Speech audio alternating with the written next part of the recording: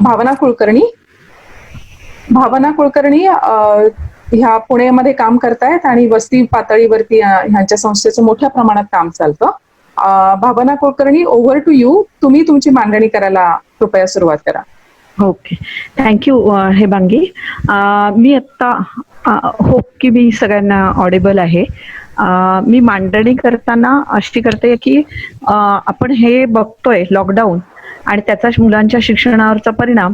तर हे बघत असताना आपल्याला पालक कोणत्या वस्तीतून ही मुलं आहेत, कशा प्रकारे लॉकडाऊनचं पण टप्पे आलेत आणि मुलांचा वयोगट काय आहे आणि त्यामुळे काय परिणाम झाला, अशा रीतीने मी मांडणी करणार आहे. सर्वप्रथम मला सांगावं असं वाटतं की शहरी भागात जे आमचं काम आहे ते कम्युनिटीमध्ये आणि कॉर्पोरेशनच्या शाळांमध्ये आहे.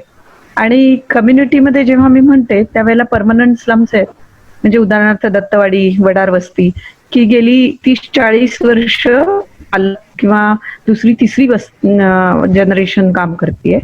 दुसरा भाग आहे की टेम्पररी स्लम्स आहेत, म्हणजे मोशीमध्ये गाय वस्ती आहे किंवा पुलाची वाडी जिथे बेगर्स आहेत ती मुलं तिथे असतात. आणि फुगे वस्ती जिथे रस्त्याच्या कडेला जे विकतात छोट्या छोट्या पेटी हे ती मुलं तिथे असतात आणि त्यांचे पालक. वीटभट्ट्या आणि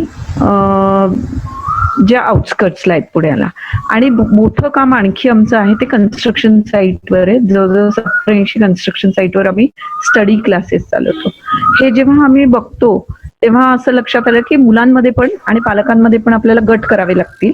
कामाचा प्रकार काय आहे, तर स्लम्समध्ये जर तुम्ही बघितलं परमनंट स्लम मध्ये तर आई जनरली घरकाम करते, रिक्षा ड्रायव्हर किंवा इलेक्ट्रिशियन वगैरे अशी कामं वडील वगैरे करत असतात किंवा छोटी छोटी कामं कुठेतरी काम करत असतात. वेरॅज जेव्हा मी गाय वस्ती म्हणते तेव्हा गाई गुरं सांभाळणं, भीक मागणं, कचरा वेचक आणि वीटभट्ट्यावरचे कामगार असे दिसतात. आणि वेरॅज कन्स्ट्रक्शन साईटचं बघितलं तर हे सगळे मायग्रेटरी परप्रांतीय मजूर जास्त आहेत. टिपिकली जर पुण्यामध्ये बघायला गेलं तर 45% परप्रांतीय मजूर असतात. तर महाराष्ट्रातून येणारे मजूर जे असतात ते 55 ते 65% वेरी होतात साईट प्रमाणे. आणि ही सगळी मुलं जेव्हा आम्ही शाळेत घालतो किंवा ही मुलं जेव्हा शाळेत जातात ही सगळी PMC, PCMC किंवा झेडपीच्या जवळच्या शाळेमध्ये जात असतात. आता जर या मुलांची आम्ही गेले 3 महिने सतत संपर्कात राहण्याचा प्रयत्न करतोय. टिपिकल थोडीशी बॅकग्राऊंड सांगते. पालकांचं शिक्षण 10वी ते 12वी इतकंच असतं, दोन्ही पालकांचं असतं. आणि जास्त करून परमनंट स्लम मधल्या आई पण शिकलेली असते, ती पण 10वी 12वी असू शकते. पण जेव्हा टेम्पररी स्लम्स किंवा कन्स्ट्रक्शन साईट म्हणतो तिथे मात्र आईचं शिक्षण हे वडिलांपेक्षा कमी असण्याची शक्यता आहे. पण काही ठिकाणी मात्र आई पण जास्त शिक्षित असते आणि वडील मात्र 3री-4थी असेच असतात. असं ते सरमिसळ असतं. पण हे सगळं काम आम्ही जेव्हा करतो तेव्हा एक महत्वाचं आहे की मुलांच्या शिक्षणात पालकांचा सहभाग जर नसेल तर ही सगळी मुलं गळतात. आणि कन्स्ट्रक्शन साईटवरची किंवा मायग्रंट लेबरर्सची मुलं तर शाळेत पण जात नाही. हा महत्वाचा फरक म्हणजे महत्वाचा मुद्दा लक्षात ठेवायचा आहे की या मुलांपर्यंत पोचायचं असलं तर पालकांचा सहभाग हा अत्यंत अंडरलाईन करायची गोष्ट आहे. आता मी जस्ट फक्त लॉकडाऊनचा पिरियड बोलते, म्हणजे मुलांवर कसा कसा परिणाम होत गेला हे मला सांगायला सोपं पडेल. एक तर मार्च 14ला आपण 21 दिवसाचा लॉकडाऊन म्हणजे 3 आठवड्याचा सांगितला.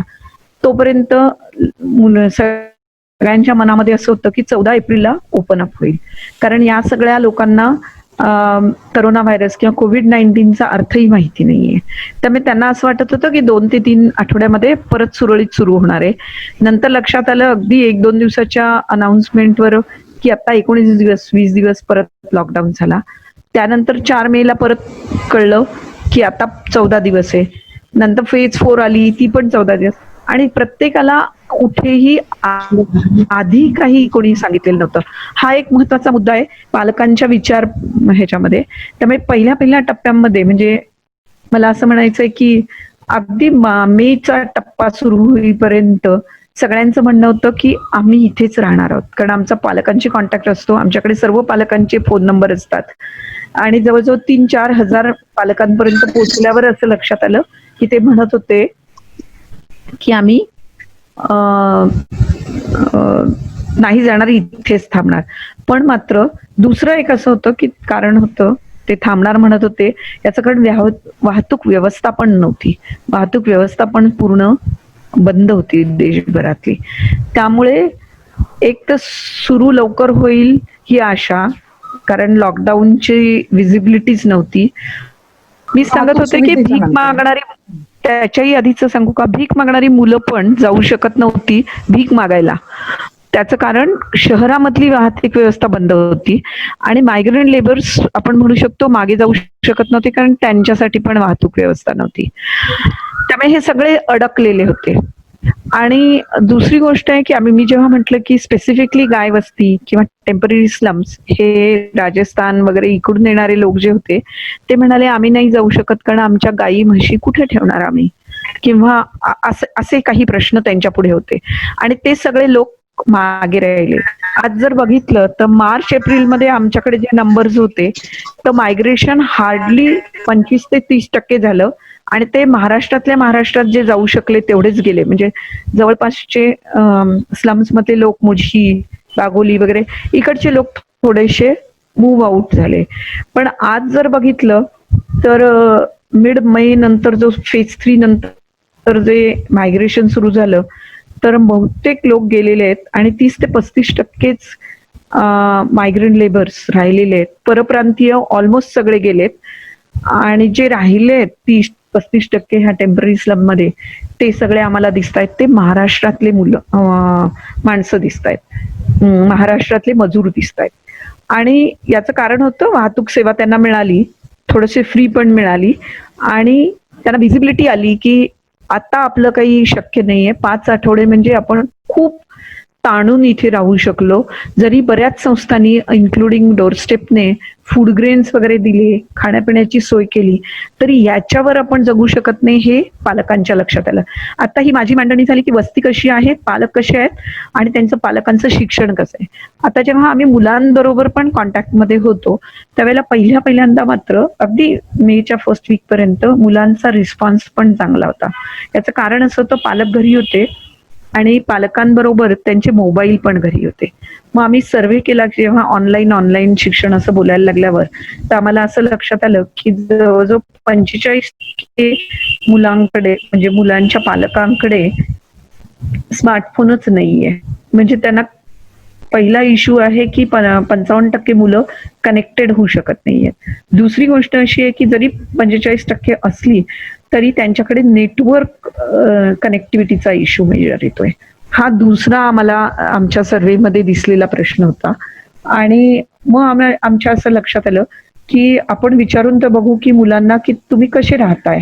तर त्यावेळेला असं लक्षात आलं की कन्स्ट्रक्शन साईट किंवा वीटभट्टी ही ऍटलिस्ट ते पत्रे लावून बंद केलेली असते, त्यामुळे ती अशी सेफ असल्यामुळे मुलं एकमेकांची आतल्या आत खेळत होती, कारण बाहेरून कोण येणार नव्हतं. त्यामुळे safety was taken care there from corona virus point of view. पण स्लम्स मध्ये मात्र परिस्थिती उलटी होती. मुलांना जास्तीत जास्त वेळ घरात राहायला लागत होतं आणि थोडंसं खेळायचं झालं तर अगदी शेजारपर्यंत, पण त्याच्या पलीकडे जाता येत नाहीये. आणि हा एक मोठा प्रश्न आहे. पण मुलं पण त्यामुळे कोंडल्यासारखी होती. आता आमचा मुलांशी आलेला संपर्क हा बऱ्याच वेळेला फोनद्वारे आहे, किंवा आमचे काही कार्यकर्ते, बरेचसे कार्यकर्ते वस्ती पातळीतच राहतात, म्हणजे ते तिथेच राहतात. त्यामुळे ह्या परमनंट स्लम मध्ये आमचे कार्यकर्ते राहत असल्यामुळे त्यांना मुलं कशी आहेत, काय होत आहेत हे सगळं दिसत असतं. आता आमचा जरी पहिल्या महिन्यामध्ये किंवा पहिल्या 1.5 महिन्यामध्ये मुलांबरोबर रेग्युलर कॉन्टॅक्ट होऊ शकत होता, तो मात्र जसजसा लॉकडाऊनची शिथिलता येत गेली तसतसा आमचा कॉन्टॅक्ट कमी व्हायला लागला. याचं मुख्य कारण असं होतं की पालक कामासाठी बाहेर पडत होते शोधायला, त्यावेळेला जाताना मोबाईल घेऊन जात होते. आणि काही जणांचं जर काम सुरू झालं असेल तर ते कामावर मोबाईल घेऊन जातात. आता ह्या मुलांकडे मोबाईल नाहीये. हा मुद्दा मला ऑनलाईन शिक्षणाशीच जोडायचा आहे की रिसोर्स क्रंच हा मेजर इश्यू येणार आहे या मुलांना. एकतर मोबाईल नाहीत, आणि मोबाईल असले तर आई वडील गेल्यानंतर अक्षरशः 5 किंवा 6% मुलांना ऍक्सेस मिळू शकतो ऑनलाईन शिक्षणाला. आणि ही सगळी कॉर्पोरेशनमध्ये च्या शाळांमध्ये जाणारी मुलं आहेत, हेही लक्षात घ्यायला पाहिजे. आता झालं की मायग्रेट झालेल्या पालकांचं काय झालं, तर आम्ही जेव्हा संपर्क केला त्यावेळी लक्षात आलं की बऱ्याच जणांनी आपलं सिम कार्ड चेंज केलं, कारण पुण्यातलं सिम कार्ड तिथे त्यांना महाग पडतं, त्यामुळे त्यांचं सिम कार्ड चेंज झालेलं आहे. म्हणजे ते लोकल एनजीओने किंवा लोकल शाळांनीच काम करावं लागेल. इथून राहून गेलेल्या मुलाला कॉन्टॅक्ट करता येत नाही. पण एक आशा अशी वाटली की 2% पालकांनी मात्र आम्हाला संपर्क केला आणि त्यांनी सांगितलं की आम्हाला मुलांसाठी ऑनलाईन काही असलं तर द्या, कारण इथे काही तशी सोयच नाही. पण हे करणं खूप कठीण आहे. पण हा मुद्दा मला एक 2% लोकांचा तरी सांगावासा वाटतो. त्यानंतर इन शॉर्ट मला असं सांगायचं की पालक घरी असणं, तुम्ही जर ऑनलाईन काही करत असेल तर ते होतंय. आणि पहिल्या महिन्यामध्ये जो एक तर उत्साह होता मुलांमध्ये, तो आधीच्या वक्त्यांनी पण सांगितलेला आहे, तर निघून गेला. याचं कारण असं आहे की म्हणजे एकच कारण असं नाहीये, मल्टिपल कारण आहेत. ते म्हणजे ते जे व्हिडिओज असतात, तर आपण असं एका दिवशी उठून त्या व्हिडिओजवर आता तुम्ही ऑनलाईन शिका असं सांगतोय मुलांना, हे खूप मोठं फेल्युअर असणारच आहे. कारण फोन तर नाहीच आहे, पण जे कंटेंट आहे ते कितपत चाइल्ड फ्रेंडली आहे, किंवा ते मुलाला आपलं कसं शिकता येईल, मुलाला लर्निंग प्रोसेस आली आहे का, ऑनलाईनला त्यांना कितपत कळतंय कसं शिकायचं, हे काहीच नाहीये. त्यामुळे आम्ही काही चांगल्या शाळेतल्या म्हणजे प्रायव्हेट शाळेतल्या पण स्लम मध्ये जाणाऱ्या मुलांच्या पालकांना विचारलं किंवा मुलांना विचारलं तर त्यांना त्याचा अर्थच समजत नाही, कसं वापरायचं हेच कळत नाहीये. त्यामुळे पहिल्यांदा फक्त काहीतरी नवीन म्हणून इंटरेस्ट होता, आता ती मुलं कंटाळा करायला लागली कारण त्यांना ते कळतच नाहीये. हे त्यांचं कारण ते सांगतायत. आणि लॉकडाऊन नंतर, म्हणजे लॉकडाऊन आता तर 1 जून नंतर स्पेसिफिकली कंटेनमेंट झोन हा कॉन्सेप्ट काढल्यावर मुलं तर लिटरली थोडीफार बाहेर जाऊ शकतायत म्हटल्यावर ती मुलं चक्क टाळतायत हे. आणि हे आईवडिलांकडून पण येते. मुलं टाळतात कारण त्यांना कळत नाही, हाही भाग लक्षात घेण्यासारखा आहे. थोडं आणि 2-3 महिने अडकून पडल्यामुळे त्यांना आता ते बाहेर पडणं, त्यांची गरज बाहेर पडणं आहे, इतर मुलांशी कॉन्टॅक्ट करणं आहे, गप्पा मारणं आहे किंवा फिरणं आहे, ते महत्वाचं आहे. आता मी तुम्हाला ह्याच्यावर एक थोडासा हे सांगू शकते, ते म्हणजे काहीची थोडी मोठी मुलं आहेत 5वी किंवा त्याच्या पुढची, त्यांचा मी एक व्हॉट्सअप ग्रुप केलाय आणि काही 100 मुलांना आम्ही छोट्या छोट्या ग्रुपमध्ये काही छोट्या गोष्टी देतोय. म्हणजे एकदम साधं उदाहरण देते की मुलांना असं म्हणतो की एखादी मेणबत्ती पेटवा आणि तुम्ही तुमच्या हातातने काही आकार करून पक्षी प्राणी तुम्हाला करता येईल का भिंतीवर, आणि त्याचे काही व्हिडिओज किंवा कसे करायचे हे सगळे कंटेंट दिलेले आहेत. काही मुलं ऍक्टिव्हिटी करतात, पण मुलं त्याचं रिपोर्टिंग कसं करायचं त्यांना माहिती नाहीये. म्हणजे फीडबॅक तुम्ही कसा घेणार आहात, ऑनलाईन तुम्ही म्हणाल शिकवू म्हणून, पण मुलाला कळलं की नाही त्याचा फीडबॅक त्यांनी कसा द्यावा आणि त्यांनी तो कसा आपण गोळा करावा, त्याच्यावरून काय कन्क्लुजन काढावं की कसं, हे मला वाटतं ह्याबद्दलचं अंडरस्टँडिंग त्या टीचरची तयारी असावी लागते. जरी 10 मुलं ऑनलाईन घ्यायची तर ती कसं शिकवायचं, कसा फीडबॅक घ्यायचा, कशा रीतीने मुलांना गाईड करायचं, त्याचं काय चुकतं कसं सांगायचं, किंवा एखाद्या मुलाने प्रश्न विचारला तर ते कसं उत्तर द्यावं की ज्याच्यामुळे हा सगळा जो भाग आहे ह्याच्यासाठी टीचरची तयारी आहे का, आणि आपली तेवढी ऑनलाईनची काय म्हणतात त्याला कंटेंट रेडी आहे का, हा पण बघण्याचा भाग आहे याच्यामध्ये.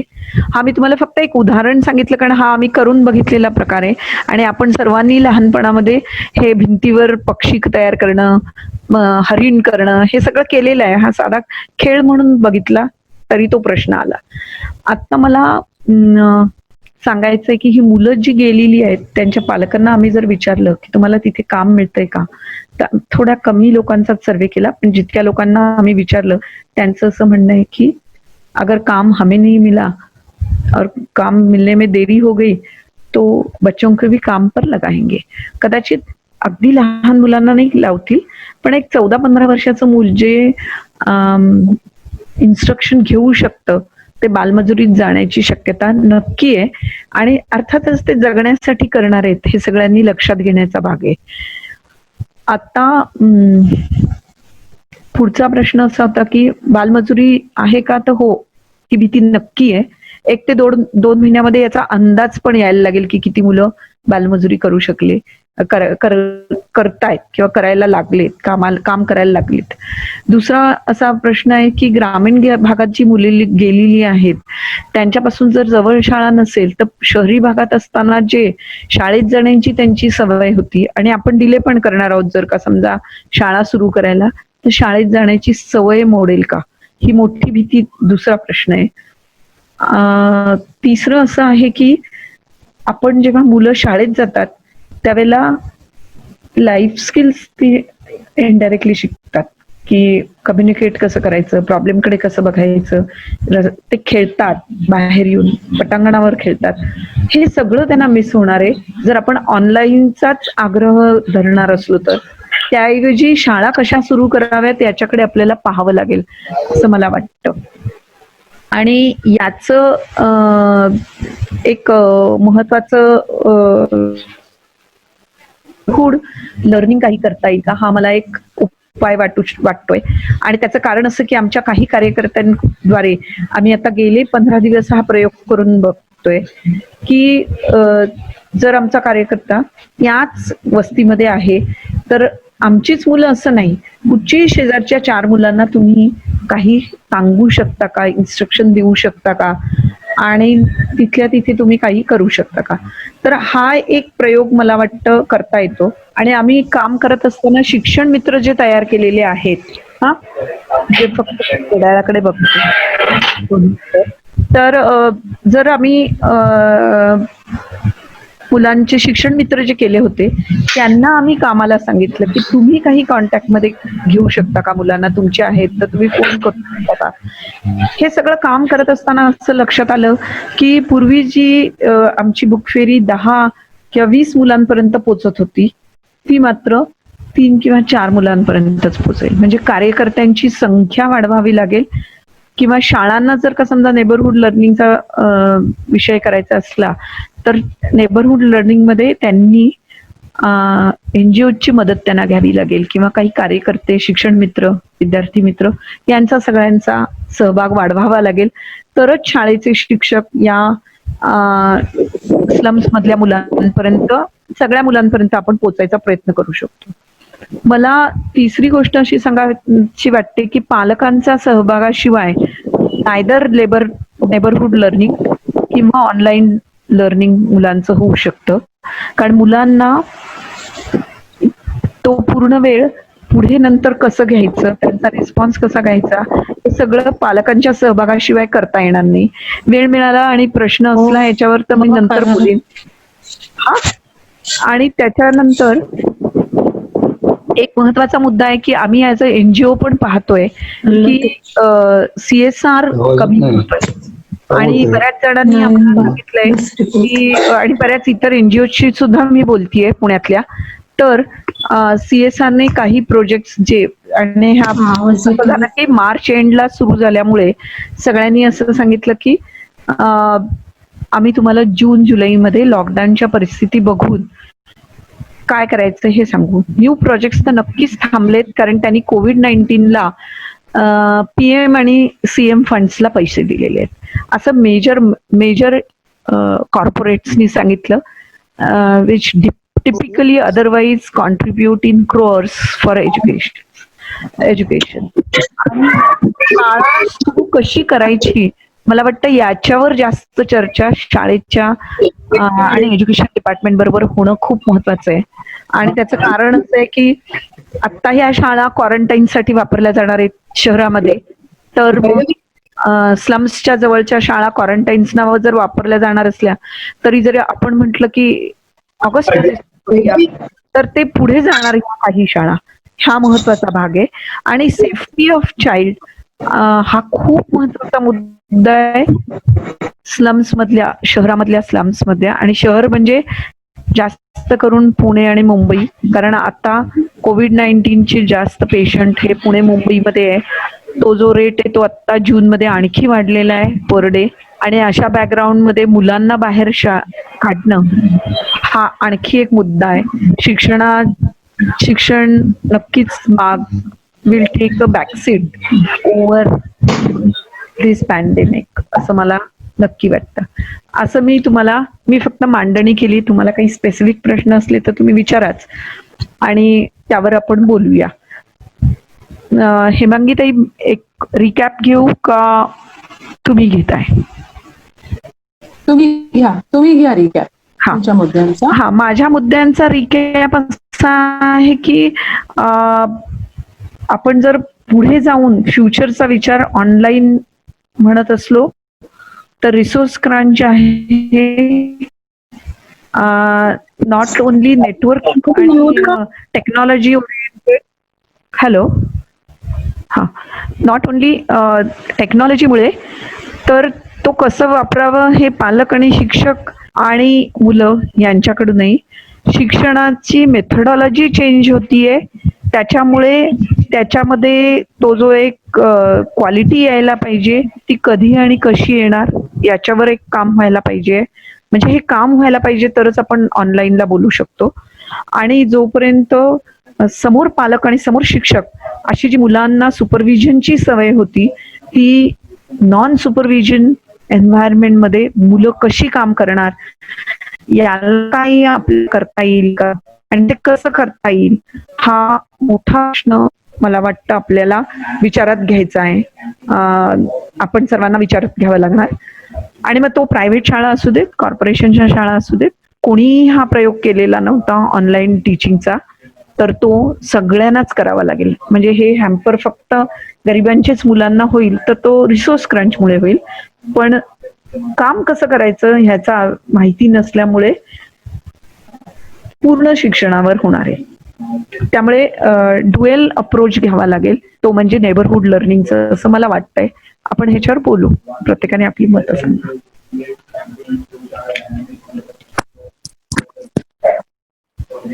भावनाताई, धन्यवाद. मला वाटतं दोन्ही वक्त्यांच्या बोलण्यामध्ये डिजिटल आणि ऑनलाईन लर्निंग ह्याचा खूपच भर दिसला. आणि जणू काही असं दिसतंय की नेहमीच्या शाळेला पर्याय म्हणून डिजिटल लर्निंग उभं राहतंय का काय, अशी काही एक हवा आहे का काय, असं एकूण म्हणजे तो प्रभाव, इतका मोठा प्रभाव त्याच्यामध्ये दिसतोय. डिजिटल लर्निंग वरती आपण वेगळा एक वर्कशॉप घेऊया. पण मला असं वाटतं की प्राथमिक म्हणजे हा वेगवेगळ्या टप्प्यांवरती विचार करण्याची गरज आहे. प्राथमिक स्तरावरती डिजिटल एज्युकेशनचा काय रोल असेल आणि माध्यमिक स्तरावरती डिजिटल एज्युकेशनचा काय रोल असेल. म्हणजे जो काही मुद्दा येतोय तर प्राथमिक स्तरावरती मुलं ही संवादातनं, संपर्कातनं, एकमेकांच्या सोबत असण्यातनं आणि त्यांना शिकण्याला खूप सारी मदत लागते. म्हणजे ते ऑनलाईन लर्निंग मध्ये ही मदत त्यांना कदापिही मिळू शकणार नाही, संवाद होणार नाही, सहभाग होणार नाही. त्याच्यामुळे प्राथमिक शिक्षणासाठी डिजिटल लर्निंग उपलब्धता तर सोडूनच द्या. म्हणजे उपलब्धता जरी असली, आपण समजा कोणी CSR आला आणि त्यांनी असं म्हटलं की आम्ही सगळ्यांना टॅब उपलब्ध करून देतो, तरी पण ते शिक्षणाचं प्रमुख माध्यम असणार कधीच ते असणार नाही. त्याच्यामुळे डिजिटल लर्निंगकडे ह्याही अंगाने बघायला हवं असं मला वाटतं. फक्त उपलब्धता ह्या अंगाने बघू नये, पण शिक्षण नाही तर मग ते रिडिफाईन होईल. शिक्षणाचं संपूर्ण उद्दिष्टच रिडिफाईन होऊन जाईल. आता शिक्षणाचं उद्दिष्ट काय आहे की समाजामध्ये आपल्याला प्रभावीपणे सहभाग घेण्यासाठी म्हणून शिक्षणाचा उपयोग झाला पाहिजे. मग केवळ काही नॉलेज आणि स्किल्स येणं किंवा मला गणित कळणं, मला भाषा कळणं आणि भाषा कशी शिकायची, अक्षर वाचन शिकणं हे इतक्यापुरतं मर्यादित नाहीये. त्याच्यामुळे हे पुन्हा सगळ्यांना म्हणजे डिजिटल लर्निंगची खूप हवा झाली तर हा सगळा रिडिफाईन होऊन जाईल एज्युकेशनचा ऑब्जेक्ट, आणि तो आपल्याला परवडणारा नाही असं एकूणातच आता चित्र दिसतंय. आपण त्याच्यावरती पुढे बोलूया. ह्या मुद्द्यावरती मला वाटतं डिजिटलवरती आपण एक स्वतंत्र सत्र घेऊया. पण मला असं वाटतं की तुम्ही चांगली मांडणी केली भावनाताई.